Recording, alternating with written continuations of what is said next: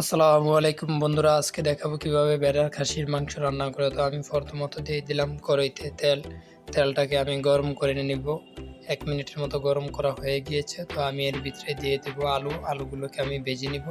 তো আমি হলুদ এবং লবণ আগে মাখিয়ে রেখে দিয়েছিলাম। তো আমি এটাকে 2 মিনিটের মতো আলুগুলোকে ভেজে নিব। একটু রেড কালার চলে আসলে আলুগুলো আমি তুলে নিব। তো আমি দেখতেছি যে আমার আলু ভাজা শেষ হয়ে গিয়েছে। তো আমি আলুগুলো তুলে নিলাম।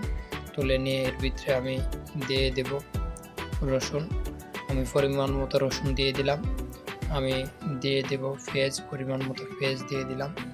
দিয়ে এটাকে আমি 1 মিনিটের মতো ভেজে নিব। তো আমি এভাবে 1 মিনিটের মতো এগুলোকে ভেজে নিলাম।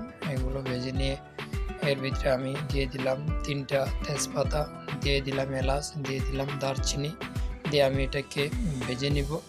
তো আমি এটাকে 1 মিনিটের মতো এভাবে ভেজে নেব। দিয়ে দিলাম জিরা বাটা দিয়ে একটু ভেজে নিলাম। তো দিয়ে দিলাম আদা বাটা দিয়ে আমি এটাকে 2 মিনিটের মতো এভাবে ভেজে নিব।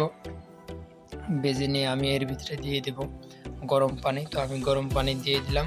গরম পানি দিয়ে এটাকে আমি 1 মিনিটের মতো এভাবে নাড়াচাড়া করে নিলাম। নাড়াচাড়া করে এর ভিতরে আমি দিয়ে দিলাম 10-12টা কাঁচামরিচ, দিয়ে দিলাম 1 চামচ লবণ, পরিমাণ মতো 1 চামচ হলুদ, দিয়ে দিলাম 1 চামচ গুঁড়া মরিচ, দিয়ে আমি এটাকে কষিয়ে নেব। ভালোভাবে এভাবে কষিয়ে নিব। তো আমি এটাকে কষাইতে আছি, আমি যেভাবে করি আপনারা ওইভাবে করবেন। তো এভাবে আমি কষিয়ে নিলাম। তো মাংসটার মশলা বানাইতে হবে। তো আমি আরেকবার পানি দিয়ে দিলাম। যত 2-3 বারের মতো কষাবেন, মূলত যত কষাবেন তত মাংসর টেস্ট বাড়বে।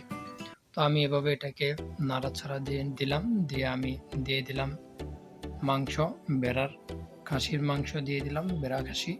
তো আমি দিয়ে এটাকে নাড়াচাড়া করে যাতে মশলাটা ভালোভাবে যায়, মাংসের মধ্যে পায়। তো আমি এভাবে দিয়ে দিলাম। দিয়ে আমি এটাকে এরকম করে 1 মিনিটের থেকে 2 মিনিট আমি এভাবে নাড়াচাড়া করে এটাকে মশলা যাতে পায়। তো আমি দেখলাম সবটুকু মশলা পেয়েছে। তো আমি এটাকে ঢাকনা দিয়ে ঢেকে দিলাম। তো ঢাকনা দিয়ে ঢেকে ঢাকনাটাকে আমি 5 মিনিট পরে তুললাম। তুলে আমি একটা নাড়া দিলাম যাতে নিচে না লেগে যায়। কষানোর সময় খুব সাবধান থাকতে হবে। তো আবারও আমি ঢাকনা দিয়ে ঢেকে দিলাম। ঢাকনা দিয়ে ঢেকে ঢাকনাটাকে এবার আমি 3 মিনিট পরে তুললাম। তুলে একটা নাড়াচাড়া দিলাম যাতে নিচে না লেগে যায়। এই সময় নিচে লেগে যাওয়ার একটা সম্ভাবনা থাকে। শেষ পর্যায়ে তো এভাবে কষাবেন না। একবার থেকে 1 থেকে 2 বার আর কি এভাবে কষাবেন। তা আমি দেখলাম যে পুরো পানি ঢুকে এভাবে কষিয়ে নেবেন। আমি দিয়ে দিলাম এর মধ্যে পরিমাণ মতো পানি, যতটুকু পানি লাগে এতটুকু পানি আমি পরিমাণ মতো দিয়ে দিলাম। দিয়ে আমি এটাকে ঢাকনা দিয়ে ঢেকে দিলাম। ঢাকনাটাকে আমি 5 মিনিট পরে তুললাম। তুলে দিয়ে দিলাম এর ভিতরে আলু। তো আমি ঢাকনা দিয়ে ঢেকে দিলাম। ঢাকনাটাকে আবার তুললাম 4 মিনিট পরে, তুলে একটা নাড়াচাড়া দিলাম। দিয়ে আমি ভালো করে নাড়াচাড়া দিতেছি যাতে না লেগে যায়।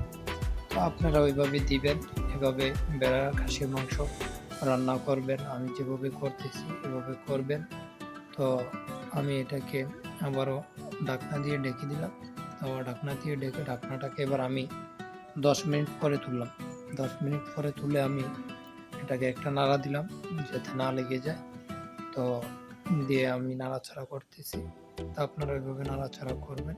তো আমি দেখতেছি যে এক পর্যায়ে আমার রান্না প্রায় শেষ পর্যায়ে চলে এসেছে, মানে শেষের দিকে আর কি। তো আপনারা ওইভাবে রান্না করে নেবেন।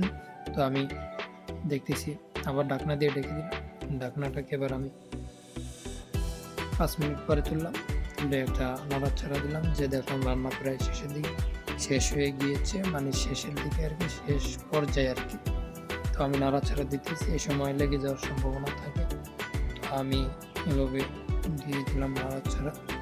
দিয়ে আমি আরেকটা নাড়াচাড়া দিয়ে দিলাম। দিয়ে আমি এটাকে যাতে না লেগে যায় তা নাড়লাম। আর এর ভিতরে আমি দিয়ে দিলাম জিরা এবং এলাচ গুঁড়ো করে রেখেছি এগুলা। তো আমার রান্না শেষ।